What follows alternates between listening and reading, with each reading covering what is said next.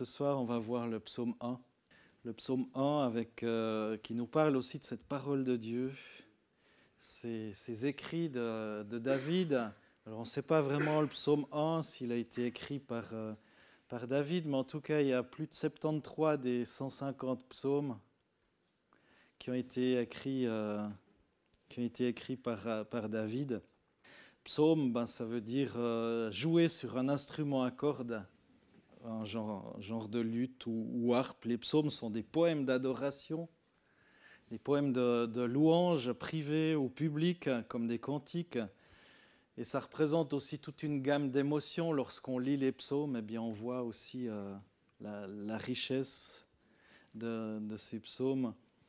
Lisez les psaumes aussi à haute voix. Moi, je vous encourage à ne pas les lire juste comme ça dans votre tête. Déjà, lorsqu'on lit les psaumes à haute voix, eh bien, ça nous aide à lire moins rapidement, à prendre peut-être plus de temps. Et on ressent aussi d'autres émotions qui ont inspiré aussi leurs compositeurs. Alors évidemment, on connaît certains psaumes du style le psaume 23, qui est archi connu et qui nous encourage, qui est toujours une source d'encouragement. Mais il y a aussi le psaume 119 qui nous parle tout au long des quelques versets que compose ce psaume, de la parole de Dieu notamment et de son impact. Il y a le psaume 139 aussi qui sont comme des références et que je peux que vous inviter à lire aussi, qui nous parle que Dieu voit tout dès avant que ça existe, même une pensée, il sait déjà qu'elle est sur notre cœur. Et le psalmiste va dire « Je te loue de ce que je suis une créature si merveilleuse ». Il y a le psaume 90, le psaume 91. Alors ceux-ci ont été écrits, notamment le 90-91 par Moïse. Il y a le 116 qui nous encourage à la louange, à l'adoration. Il y a le psaume 100 et peut-être que pour vous, il y a d'autres psaumes qui vous touchent, qui vous rejoignent. Et il y a notamment ce psaume 1 qui est aussi d'une richesse incroyable. Et on peut vibrer par rapport à ce psaume notamment. Et le livre des psaumes est le livre de l'Ancien Testament le plus cité dans le Nouveau Testament. On retrace 116 citations directes des psaumes dans le Nouveau Testament. C'est direct et on peut en trouver encore des indirects, où on voit des liens. Mais en tout cas, 116 citations directes des psaumes dans le Nouveau Testament. Alors on va lire ce psaume 1 qui m'a touché et que j'aimerais aussi vous partager ce soir, partager différentes émotions aussi par rapport à ce psaume. Heureux l'homme, c'est valable aussi pour les dames, heureux l'homme qui ne marche pas selon le conseil des méchants, qui ne s'arrête pas sur le chemin des pécheurs et qui ne s'assied pas sur le banc des moqueurs, mais qui trouve son plaisir dans la loi de l'Éternel et qui médite sa loi jour et nuit. C'est ce que vous faites, hein? Méditer la loi de l'Éternel jour et nuit, presque, comme moi, presque. Mais qui trouve son plaisir dans la loi de l'Éternel et qui médite sa loi jour et nuit. Il est comme un arbre planté près d'un cours d'eau, qui donne son fruit en son temps et dont le feuillage ne se flétrit pas. Tout ce qu'il fait réussit. Il n'en est pas ainsi des méchants. Ils sont comme la paille que le vent dissipe. C'est pourquoi les méchants ne résistent pas au jour du jugement, ni les pécheurs dans la communauté des justes. Car l'Éternel connaît la voie des justes et la voie des pécheurs mène à la perdition. Alors ce psaume, on peut le diviser en deux parties. Les versets 1 à 3, qui nous parlent du bonheur des justes, et les versets 4 à 6 qui nous parlent du malheur des méchants. Mais on va voir déjà le bonheur des justes. Le bonheur des justes qui commence par une béatitude, heureux. Heureux l'homme qui ne marche pas selon le conseil des méchants, qui ne s'arrête pas sur le chemin des pécheurs et qui ne s'assied pas sur le banc des moqueurs. Heureux ou bienheureux. Celui qui fait ceci est Chouraki. Chouraki qui a traduit aussi la Bible, toute la Bible. Chouraki qui était un savant, enfin un avocat à la base, déjà un écrivain, un homme politique aussi, qui a été le conseiller personnel de David Ben-Gurion en 1950 et les années suivantes, qui a été vice-maire de Jérusalem en 1965, qui est né en 1917 en Algérie, mort en 2007 en Israël, qui a traduit la Bible en 1970, qui est un juif, qui a traduit déjà l'Ancien Testament. Dans son... Oui, il y a des gens qui ne savent pas quoi faire, donc est-ce qu'on va traduire l'Ancien Testament, puis après il s'est mis à traduire le Nouveau Testament en tant que juif. C'est intéressant, hein, il est resté juif. Et finalement, vers la fin de sa vie, en 1990, il a aussi sorti une édition du Coran. Donc il s'intéressait par les livres, et notamment la Bible, donc il s'est intéressé au Nouveau Testament. Chouraki a mis en lumière aussi l'importance des racines juives du christianisme. Alors qu'il était vice-maire de Jérusalem, il a rappelé aussi, et c'était courageux parce que ce n'est pas forcément bien accepté en Israël, il a rappelé que Jésus appartenait au peuple juif, tout en restant juif lui-même. Donc voilà, il a traduit la Bible dans son temps libre. Je ne sais pas où il en avait avec tout ce qu'il faisait, en étant conseiller de David Ben-Gurion, qui a quand même été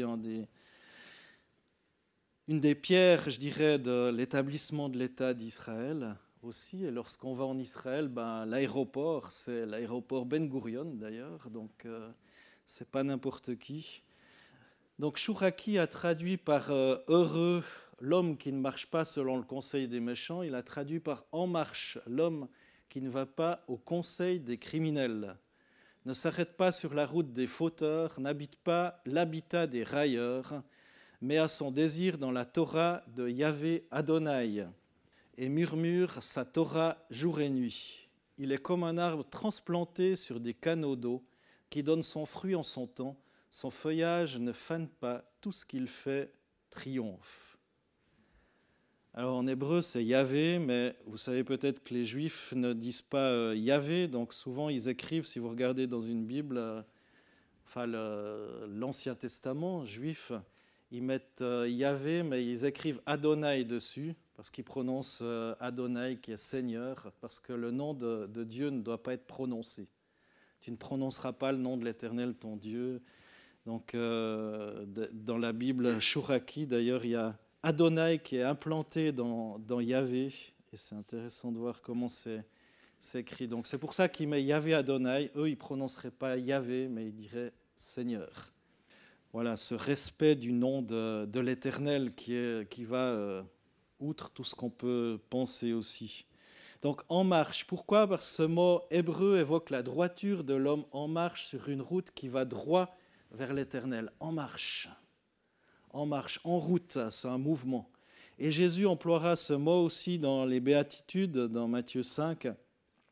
Oui, heureux l'homme qui est en marche, qui poursuit le bien, qui sert le Seigneur. En marche, les humiliés du souffle. Ça, c'est Chouraki qui traduit comme ça. Oui, le royaume des ciels est à eux. En marche, les endeuillés. Oui, ils seront réconfortés. En marche, les humbles. Oui, ils hériteront la terre. En marche, les affamés et les assoiffés de justice. Oui, ils seront rassasiés. Et il poursuit ainsi par en marche. Ce mouvement de l'homme droit dans ses bottes qui marche en direction de l'Éternel et qui est heureux de ce fait. Alors c'est dans la pensée juive, la pensée judaïsante évidemment, que Chouraki a écrit en tant que juif. Le bonheur aussi dans ce psaume 1, est décrit d'une manière négative d'abord, où il va dire que le bonheur, en fait c'est de ne pas faire. Heureux l'homme qui ne marche pas selon le conseil des méchants.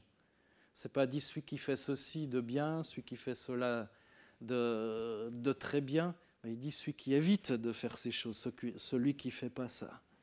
Donc il va utiliser la négative. 3 pas sont décrits dans la gradation du mal.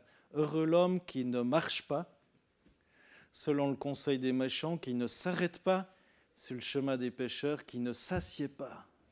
Donc celui qui marche, eh bien c'est celui qui entre dans la mauvaise voie. Et je crois qu'il disait en marche, hein. Celui qui ne marche pas.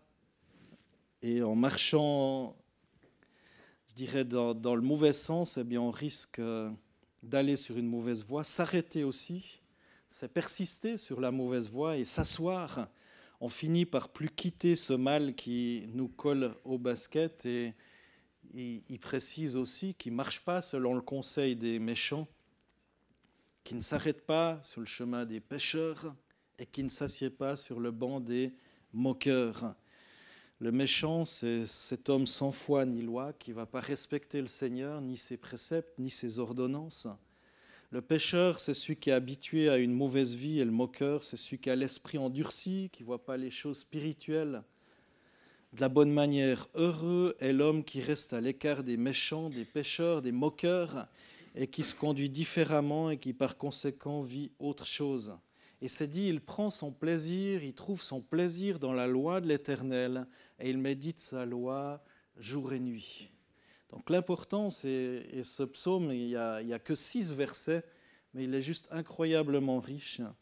Chouraki, dans l'esprit juif aussi, va traduire ce qu'on traduit en principe en français occidental, où il est dit « et qui médite sa loi jour et nuit ».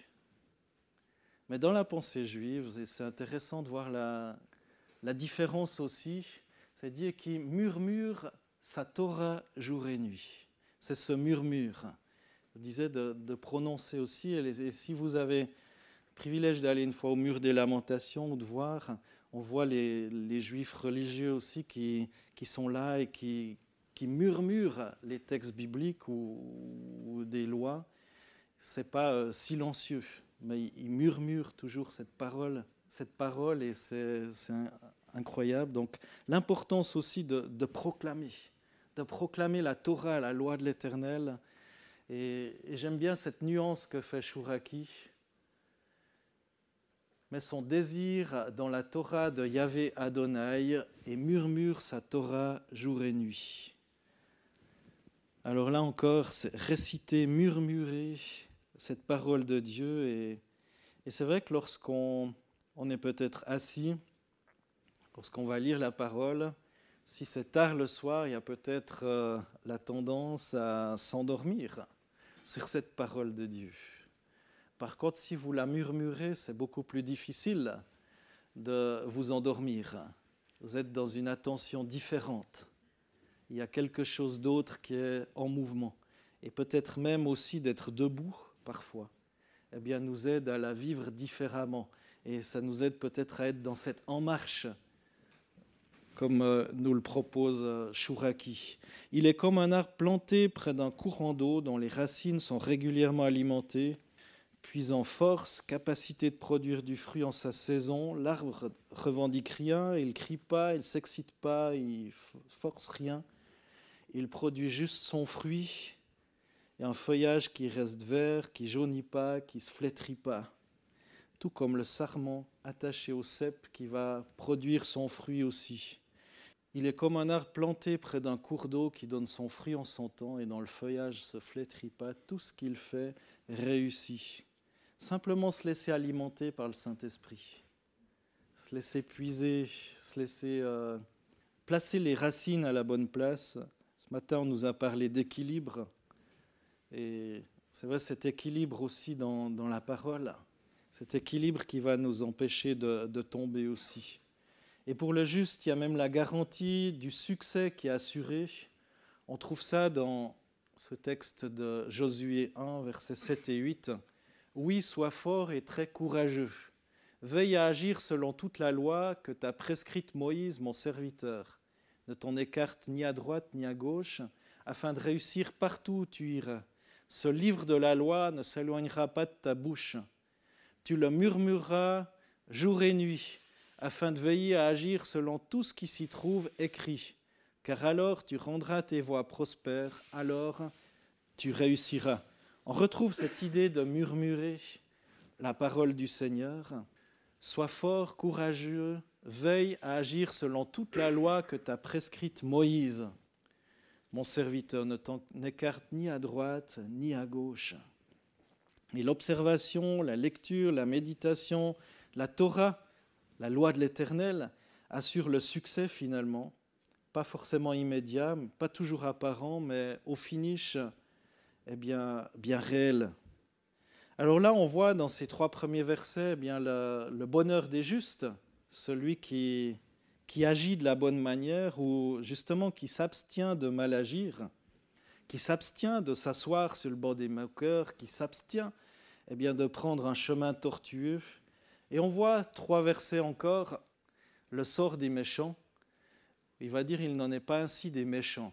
Ils sont comme la paille que le vent dissipe. » C'est pourquoi les méchants ne résistent pas au jour du jugement, ni les pécheurs dans la communauté des justes, car l'Éternel connaît la voie des justes, et la voie des pécheurs mène à la perdition. Ils sont comme la paille que le vent emporte. Cette paille, on plaçait des aires de battage au sommet des collines ou sur des monticules, afin que lorsqu'on vannait le blé, la paille, le blé, le grain tombe par terre et la paille s'envole et va plus loin. Comme ça permet déjà de faire un tri. Et cette paille, c'est cette non-consistance. Il n'en est pas ainsi des méchants, ils sont comme la paille. Il n'y a plus la consistance, il n'y a plus le grain à l'intérieur. Il n'y a plus la vie, il n'y a plus ce qui est utile, juste de la paille qui est utile comme litière peut-être pour les animaux ou j'en sais rien, que le vent emporte. Et finalement, il ne reste plus grand-chose. Aussi, ils ne subsisteront pas au jour du jugement, ni ne seront admis dans la communauté des justes.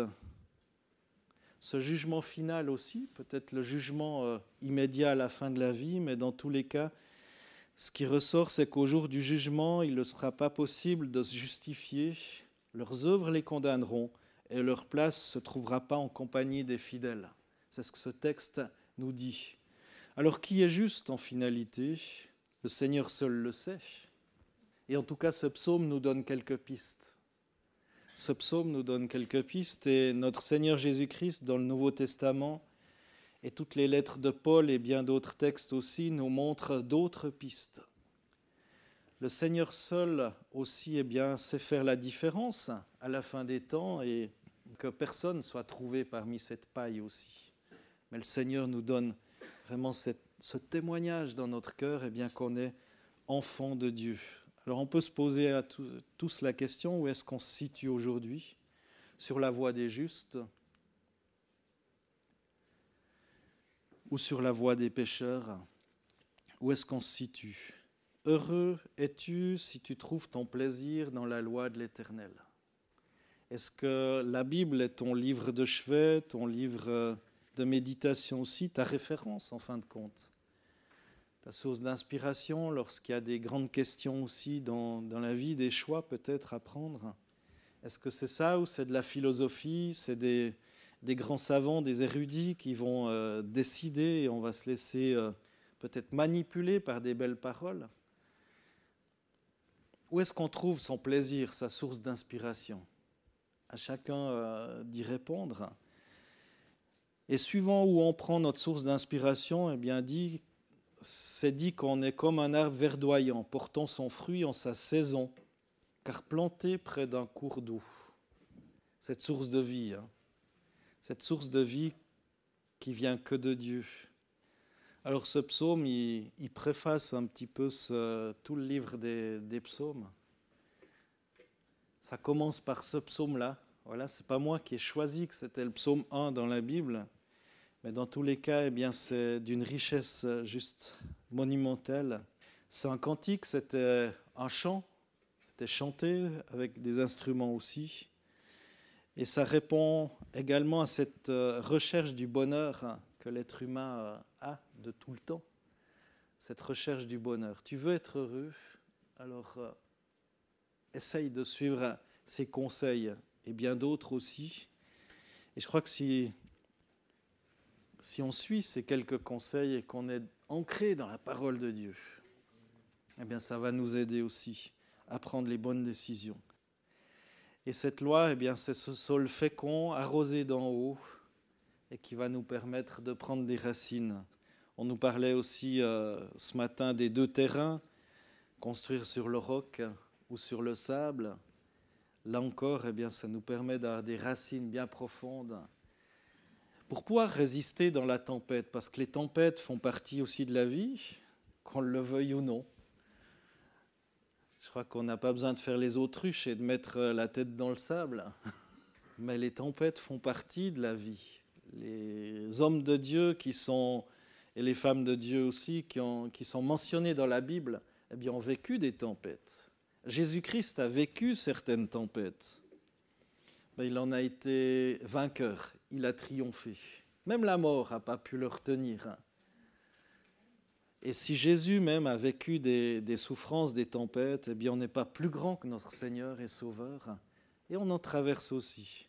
Et c'est pour ça que c'est important d'avoir ces racines qui puisent jusque très profond dans ces cours d'eau aussi, qui donnent du fruit et qui nous permet, malgré la tempête, de continuer de porter du fruit, parce qu'on est à la bonne place. Alors je vous encourage à lire à voix basse les commandements du Seigneur.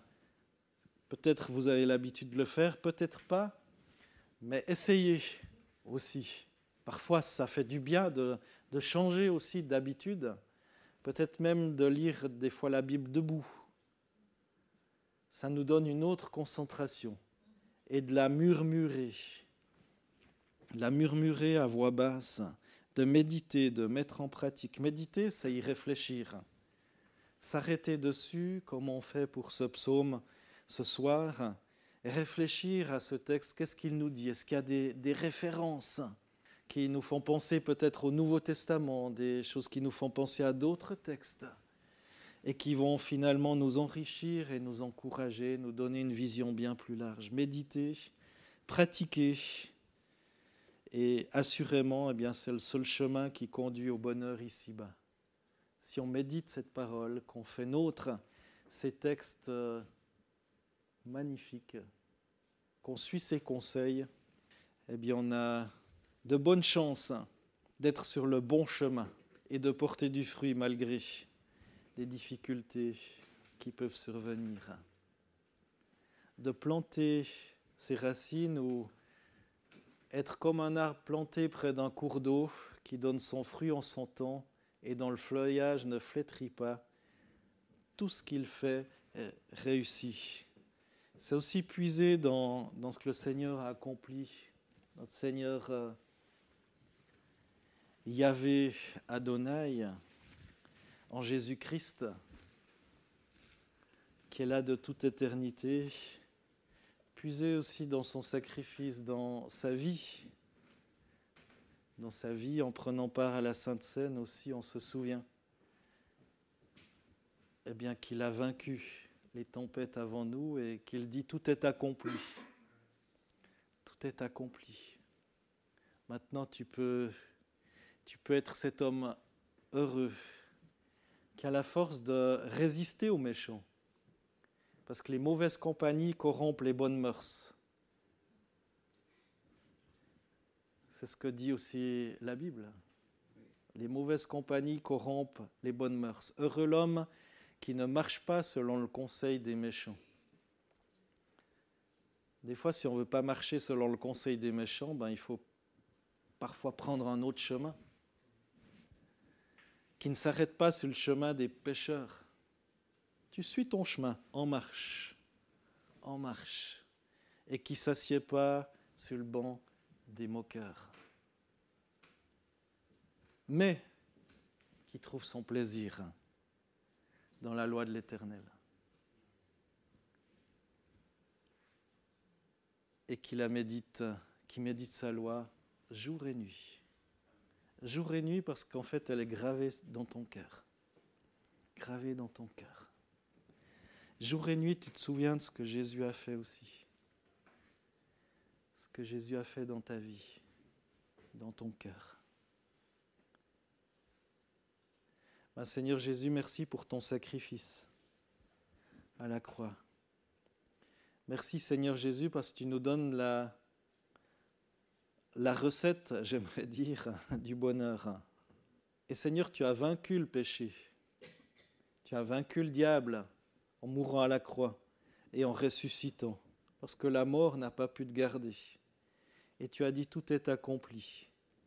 Et Seigneur, en ayant ces racines en toi, en étant arrosé par cette source de vie, eh bien Seigneur, on a aussi cette force de résister, de passer notre chemin parfois, de renoncer à l'effet de groupe aussi, et d'être caché en toi, Jésus. Merci pour cette Sainte Seine qui nous rappelle aussi tout ça et qui nous aide à dépendre de toi, à puiser à la bonne source. Dans le nom de Jésus. Amen.